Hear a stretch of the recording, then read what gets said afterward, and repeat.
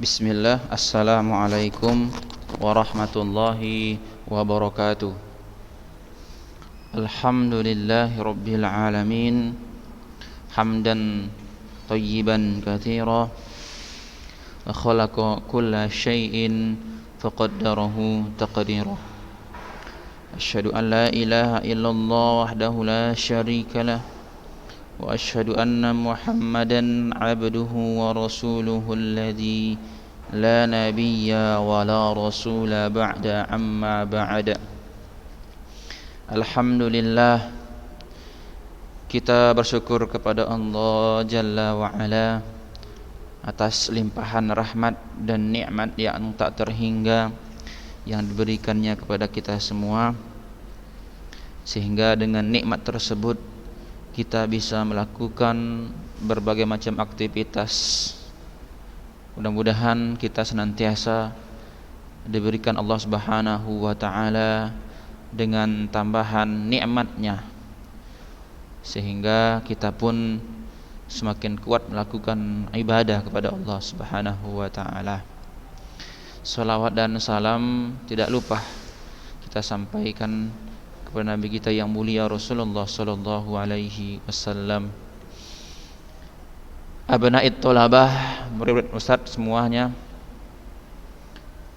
kelas 9C dan D, mudah-mudahan kalian semua diberikan kesehatan juga oleh Allah Subhanahu wa taala, dijauhkan dari virus corona, amin.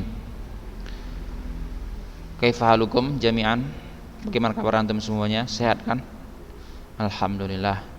Ya, mudah-mudahan antum senantiasa sehat, diberikan kesehatan dan diberikan semangat untuk beribadah dan untuk belajar. Baiklah, pada hari ini kita kembali ya bertemu melalui audio dalam pelajaran amali fi siratin nabawiyah, yakni yang berkaitan dengan sejarah kepribadian hidup Rasulullah sallallahu alaihi wasallam sejak beliau dilahirkan sampai nanti akhir hayat beliau. Mudah-mudahan dengan kita belajar sirah ini Allah Subhanahu wa taala memberikan kita kecintaan yang dalam kepada diri kita, kepada cinta kita Rasulullah sallallahu alaihi wasallam. Karena orang tidak akan bisa mencintai, menyayangi, merindukan seseorang melainkan dia harus mengetahui siapa sosok pribadi yang ia cintai itu. Oleh karena itu, kita belajar sirah ini dalam rangka mengenal sosok Nabi lebih dekat lagi, ya, lebih dekat lagi, sehingga nanti muncullah kecintaan kita kepada Nabi kita Muhammad sallallahu alaihi wasallam. Oleh karena itu, Ustaz mengharapkan kepada antum semua, janganlah jadikan belajar sirah ini hanya sebatas tugas dari sekolah atau takut sama orang tua. Kalau itu tujuan antum, maka sayang sekali, rugi besarlah antum. Rugilah, enggak ada gunanya itu. Kalau antum melakukan sesuatu karena manusia, tidak ada gunanya itu, tidak ada gunanya, sia-sia itu. Jadi tanamkan, ini karena Allah, antum belajar di sini karena Allah. Oleh karena itu akan terlihatlah nanti bahwa orang yang sungguh-sungguh belajar, maka dia akan mengikuti terus pelajaran Ustaz dan yang lain-lain, tidak malas-malasan, tidur-tiduran, tidak ngisi tugas, ya kan? Nah, jadi tugas yang kemarin itu tarikh sampai hari ini hanya beberapa orang saja, tak sampai 10 orang, Masya Allah. Tidak sampai 10 orang yang mengumpulkan tugas latihan kemarin, padahal cuma 3 soal atau 2 soal ya, cuma 2 soal hari itu. Ustaz mau tahu aja gitu kan, mau tahu aja siapa yang mengikuti daring Ustaz ini. Ternyata dari kesimpulan Ustadz ketika melihat tidak ada yang sedikit sekali yang mengumpulkan tugas, ya, berarti terlihatlah Berarti sebanyak 90% lebih 90% lebih anak-anak yang tidak mendengarkan daring ini. Kalau dia dengarkan daring ini, langsung dia kirim tugasnya. Ustaz, dijaprinya Ustaz. Ini Ustaz, tugas anak Ustaz. Tugas tarikh ini enggak ada. Masya Allah, luar biasa ya. Ini gimana ini? Ya, enggak terlihat belajarnya, ya, enggak terlihat belajarnya. Apa masalah antum semua? Kenapa antum malas-malasan? Ya, termasuk lagi diantaranya absensi. Banyak sekali itu ya absensi. Ya, nah, terutama tugas tadi. Tugas itu menunjukkan sekali apakah anak itu serius belajar atau tidak. Kalau tugasnya tidak ada, nggak dikirimkannya pada hari itu juga, wah, ini ketahuan kali bahwa memang dia nggak belajar. Jadi antum ngapain gitu kan? Antum ngapain di rumah gitu kan kalau nggak belajar? Allahu Akbar. La haula wala quwata illa billahil aliyul azim. Antum diberikan orang tua antum makan, diisikan paketnya. Antum hanya diminta oleh orang tua antum untuk belajar saja. Belajar menghafal yang diberikan oleh guru antum. Antum enggak syukuri itu. Ya Allah, Masya Allah, kenapa antum seperti itu? Nanti akan dipertanyakan nanti itu nikmat yang Allah berikan kepada antum itu. Ya, antum diberikan HP, dipegang, ya, antum sedia makainya, tapi antum yang lain-lain antum buka. Nauzubillah, nauzubillah. Antum enggak belajar, antum enggak daring. La haula wala quwata illa billah. Nanti antum akan dipertanyakan nanti di akhirat. Apakah antum sanggup menjawabnya? Gimana nanti antum menjawabnya sama Allah Subhanahu wa taala ketika nikmat tersebut antum sia-siakan? Fabi ayyi ala'i rabbikuma tukadziban? Fabi ayyi ala'i rabbikuma tukadziban? Berulang-ulang kali Allah ulang ayat tersebut dalam surah Ar-Rahman. Maka nikmat yang mana lagi yang kamu sia-siakan, yang kamu dustakan? Oleh karena itu, harapan Ustaz, antum terus belajar, dengarkan daring ini, ya, dengarkan daring ini. Masya Allah, ya, mudah-mudahan antum diberikan kemudahan oleh Allah Subhanahu wa taala. Baiklah, ya, kita lanjutkan belajar kita hari ini, ya. Yang terakhir kita telah belajar, ya, tentang awal permulaan wahyu, ya kan? Ayo, masih ingat nggak ceritanya? Siapa yang tahu ceritanya? Siapa tahu ceritanya? Ya, jadi Nabi SAW awal menerima wahyu, ya, secara langsung dan diturunkan kepada beliau berupa surah Al-Quran, yakni surah Al-Alaq ayat 1 sampai 5. Nah, itu terus kemudian wahyu sempat terputus, ya. Kalau dalam buku kita ini selama 3 tahun. Ada riwayat yang sahih mengatakan hanya beberapa hari saja, wallahu a'lam. Tapi intinya ada terjadinya terputusnya wahyu. Jadi sempat beberapa masa, ya, atau beberapa hari, ya, Nabi enggak menerima wahyu, ya, begitu, ya. Kemudian Nabi pun orang yang menerima ajakan Nabi, risalah beliau, ini diantaranya.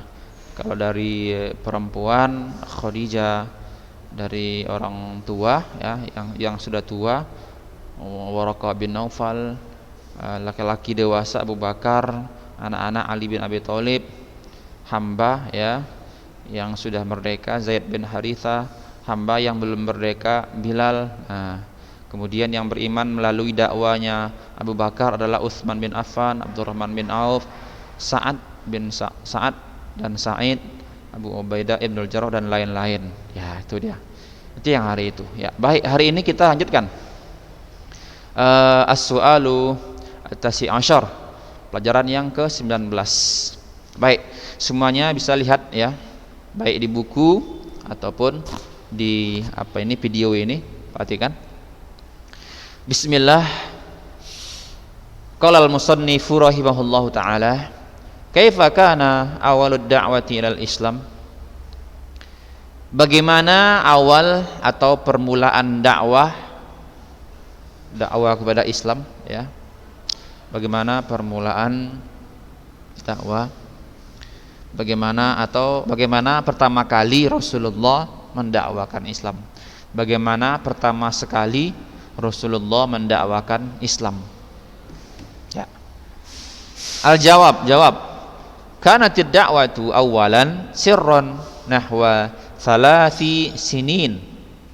Thumma umira sallallahu alaihi wasallam bis-sad'i biha jahran. Kanatid dakwah ya, awalan, dakwah pertama sekali, pertama sekali adalah dakwah pertama sekali sirron, secara sembunyi-sembunyi. Apa sirron? Secara sembunyi-sembunyi. Nahwa 3 selama 3 sinin tahun. Nahwa selama 3 sinin 3 tahun. Adalah dakwah, permulaan dakwah itu secara sembunyi-sembunyi, sirron, selama 3 tahun. Tsumma umira sallallahu alaihi wasallam, kemudian sallallahu alaihi wasallam diperintahkan, diperintahkan bis-sad'i, untuk menyampaikan, ya, untuk menyampaikan dakwah, maksudnya biha, dakwah maksudnya bis-sad'i, untuk menyampaikan dakwah jahron, secara terang-terangan, ya. Baik, perhatikan. Jadi sebagaimana kita telah mengetahui, ya, Makkah merupakan sentral agama bangsa Arab. Jadi Makkah itu merupakan pusat agama bangsa Arab. Di sana ada peribadatan terhadap Ka'bah, penyembahan terhadap berhala, patung-patung yang disucikan seluruh bangsa Arab. Cita-cita untuk memperbaiki keadaan mereka tentu bertambah sulit dan berat jika orang yang hendak mengadakan perbaikan jauh dari lingkungan mereka.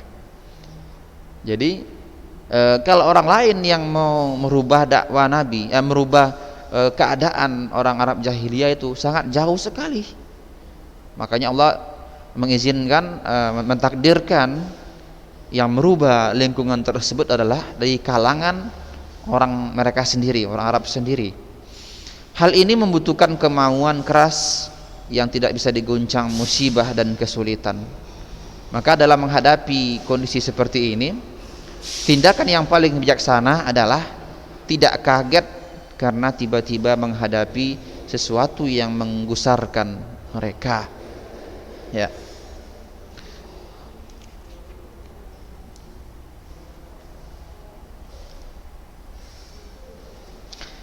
Baik, ya. Jadi Nabi Shallallahu Alaihi Wasallam telah menyampaikan dakwah, ya, pertama dari kalangan keluarganya, ya kan, dari kalangan keluarganya. Itu yang disebut dengan kalau dalam bahasa kita apa namanya, as-sabiqunal awwalun. Apa artinya itu? Apa arti as-sabiqunal awwalun? Orang yang terdahulu dan yang pertama-tama masuk Islam, itu maksudnya, ya. Siapa mereka? Di antaranya istri beliau, Ummul Mukminin Khadijah binti Khuwailid, ya, pembantu Rasulullah yaitu Zaid bin Haritha. Kemudian anak paman beliau Ali bin Abi Thalib, seperti yang telah kita jelaskan yang lalu. Itu namanya as-sabiqunal awwalun. Jadi selama 3 tahun itulah mereka orang-orang yang dekat dengan Rasulullah Shallallahu Alaihi Wasallam, ya, yang masuk Islam, ya, yang masuk Islam. Mereka masuk Islam secara sembunyi-sembunyi. Rasulullah Shallallahu Alaihi Wasallam menemui mereka, mengajarkan agama secara kucing-kucingan, sebab dakwah saat itu dilakukan secara sembunyi-sembunyi dan perorangan, datang rumah ke rumah, ya, door to door, ya, orang per orang. Wahyu diturunkan sedikit demi sedikit, lalu berhenti setelah turunnya awal surah Al-Muddatsir. Ya, nanti kita bahas lagi ya. Udah lewat tuh ya surah Al-Muddatsir. Nah, itu dia. Jadi sejak turunnya surah Al-Muddatsir maka berhenti. Ayat-ayat dan potongan surat yang turun saat itu berupa ayat-ayat pendek dengan penggalan-penggalan kata yang indah, menawan dan sentuhan lembut sesuai dengan iklim yang juga lembut pada saat itu. Berisi sanjungan ya, mensucikan jiwa dan celaan mengotorinya dengan keduaan. Berisi ciri-ciri surga, ciri-ciri neraka yang seakan-akan keduanya tampak di depan mata, membawa orang-orang mukmin ke dunia lain, tidak seperti dunia yang ada pada saat itu. Nah, di antara wahyu yang pertama turun adalah perintah salat. Muqatil bin Sulaiman berkata, Allah mewajibkan salat 2 rakaat pada pagi dan 2 rakaat pada petang hari pada awal Islam. Apa ayatnya? Dalam surah Al-Mu'min Allah mengatakan ayat 55, wasabbih bihamdi rabbik bil asyiyi wal ibkar, dan bertasbihlah seraya memuji Rabbmu pada waktu pagi dan petang. Itulah awal sekali wahyu diturunkan untuk melaksanakan ibadah salat. Ya, 2 kali dalam sehari semalam.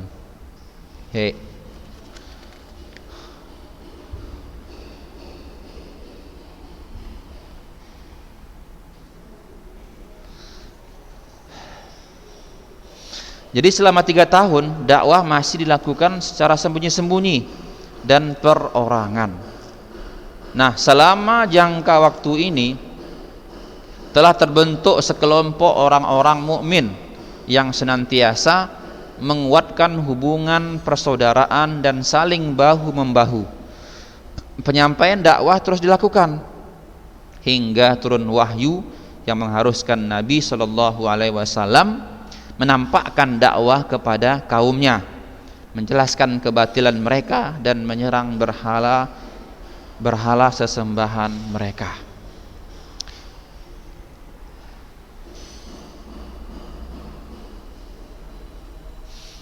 Baik, lanjut ya, yang ke-20, biman bada'a sallallahu alaihi wasallam hina jahara bid da'wati.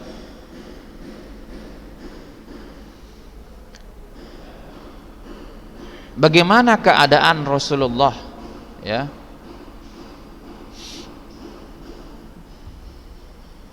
Biman bada'a sallallahu alaihi wasallam ya. Kepada siapa ya Nabi memulai dakwah? Biman bada'a, dengan siapa? Bada'a artinya memulai. Biman dengan siapa? Dengan siapa atau kepada siapa Nabi Shallallahu Alaihi Wasallam memulai? Bada'a memulai. Hina jahara, ketika jahara beliau menjaharkan atau terang-terangan bid'akwah. Artinya kepada siapa orang-orang yang menerima dakwah terang-terangan ya yang dilakukan Nabi Sallallahu Alaihi Wasallam. Jawabnya, lamma anzalallahu ta'ala alaihi, tatkala Allah Subhanahu wa ta'ala menurunkan berupa ayat Al-Qur'an. Apa bunyinya? Wa anzir ashiratakal aqrabin. Wa anzir, dan berikanlah peringatan, ashirataka, keluargamu, al-aqrabin, yang terdekat. Nah, ketika Allah Subhanahu wa ta'ala menurunkan ayat ini, itu merupakan perintah kepada Rasulullah Shallallahu Alaihi Wasallam agar menyampaikan dakwah secara terang-terangan. Roqiyah Jabal Abi Qubais. Nah, Nabi pun Roqiyah, Nabi pun naik di Jabal, bukit Abi Qubais. Jadi ketika ada ayat ini, perintah kepada Rasulullah, Nabi langsung naik ke bukit Abi Kubais. Fa'amma wa khassa, ya, fa'amma wa khassa. Baik yang umum maupun yang khusus, ya. Artinya beliau menyeru secara umum dan khusus, artinya orang-orang yang terpenting, masyarakat awam semuanya Rasulullah SAW dakwakan.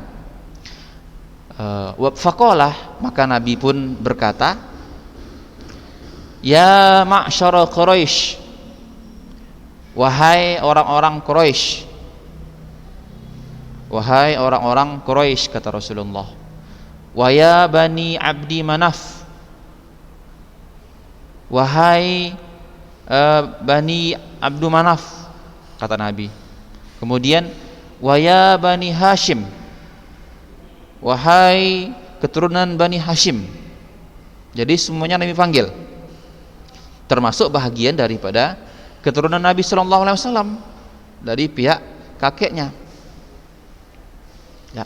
Kemudian Nabi bilang, ishtaru anfusakum, belilah diri kalian, belilah diri kalian.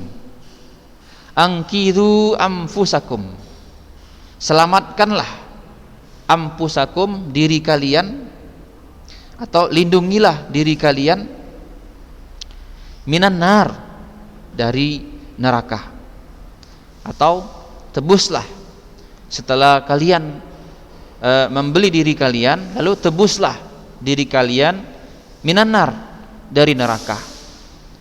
La ughni ankum, saya tidak bisa melindungi, katanya.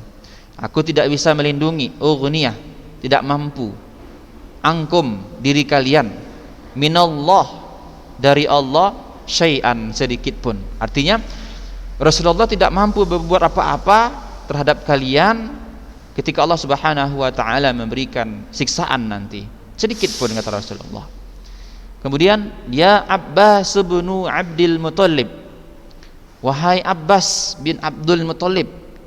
Nabi panggil secara langsung, ya, Abbas bin Abdul Muthalib.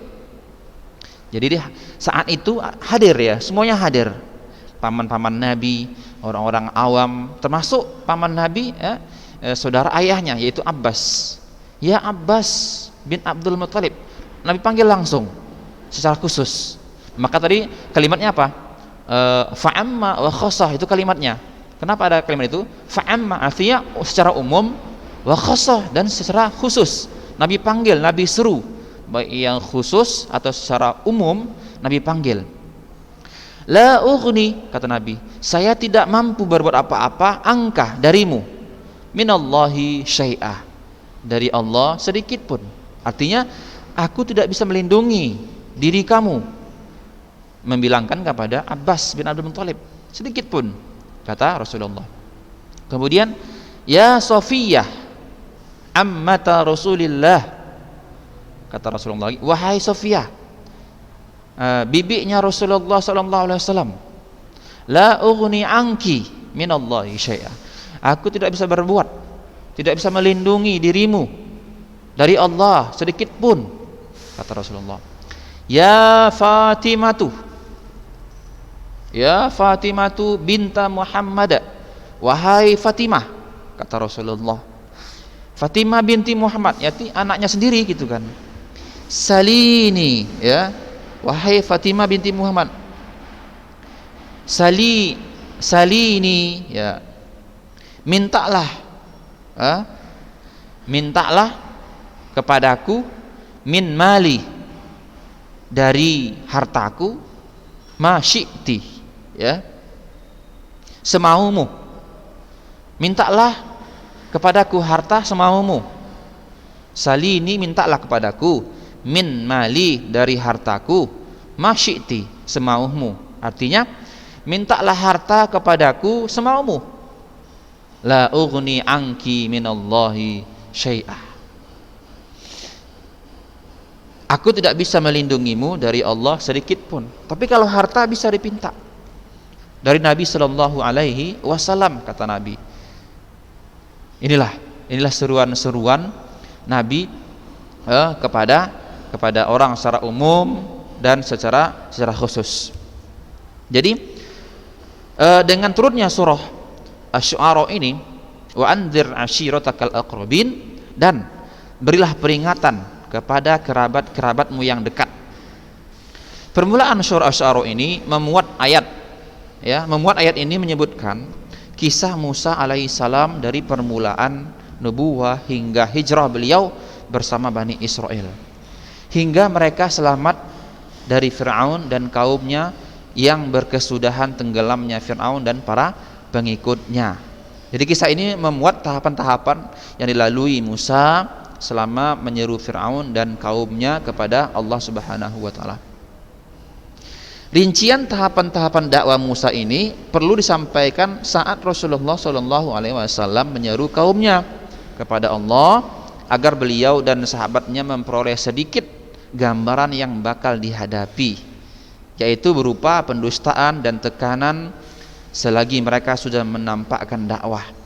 Dengan begitu mereka bisa menyadari urusan sejak permulaan dakwah.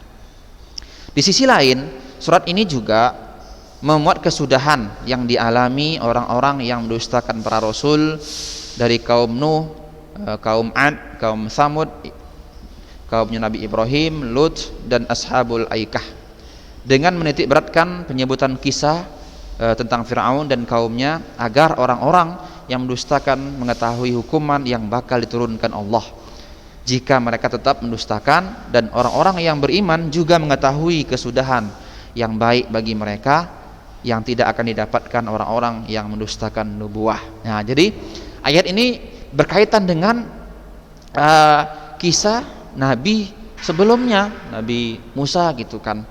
Bagaimana awal mereka mendakwakan Islam. Sehingga apa? Sehingga Nabi dan para sahabat bisa mengetahui gambaran secara umum apa nanti yang bakal terjadi.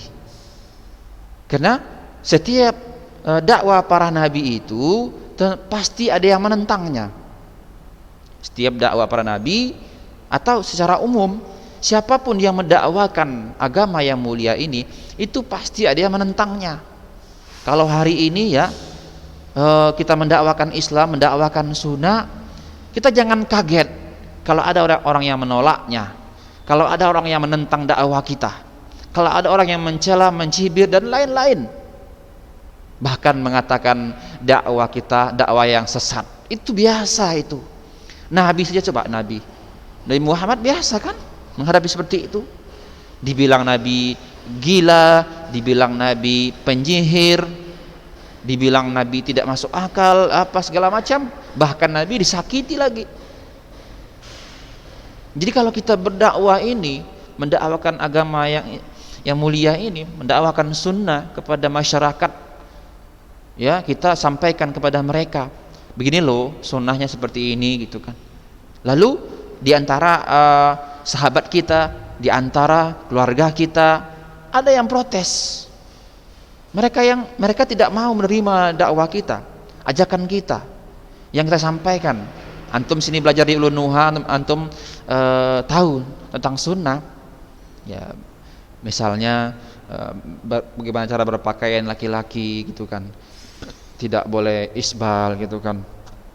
Harus di atas mata kaki gitu kan kalau pakai celana gitu kan. Lalu ada orang-orang mungkin di pihak keluarga kalian menentang kalian. Apa-apanya kamu ini? Kalian ini sesat gitu dibilangnya, ya kan? Masa pula celananya gantung kayak kebanjiran aja katanya. Antum bersabar gitu kan. Jangan antum langsung marah-marah gitu kan. Ini sunnah kata antum. Siapa yang isbal nanti neraka tempatnya. Dia langsung seperti itu gitu kan. Maka dakwah dengan cara kelembutan. Apapun yang namanya, kalau sudah dengan kelembutan, akan menjadi lembek, apapun namanya. Jadi bersabar kita, itulah gambaran ya Rasulullah SAW. Sehingga ketika sampai ayat ini, maka Nabi dan para sahabat pun sudah belajar ya menyiapkan strategi bagaimana nanti seandainya orang-orang yang menentang dakwah mereka dihadang gitu kan. Mereka udah ada persiapan paling tidak seperti itu gitu kan. Dan sebagai penghibur bagi mereka. Penghibur bagi mereka bahwa ini biasa, yang namanya mendakwahkan kebenaran itu biasa gitu kan, biasa. Taib. Ya. Ya. Jadi Nabi tadi langkah pertama adalah naik di bukit Jabal Abu Qubais ya.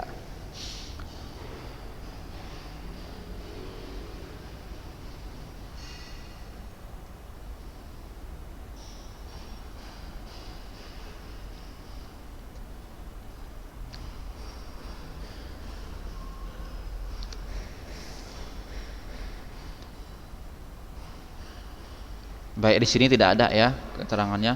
Baik, di sini ada sebenarnya cerita juga ya, cerita bahwa ketika Nabi menyampaikan dakwah secara terang-terangan ini ya di atas bukit ya atau bukit Sofa ya.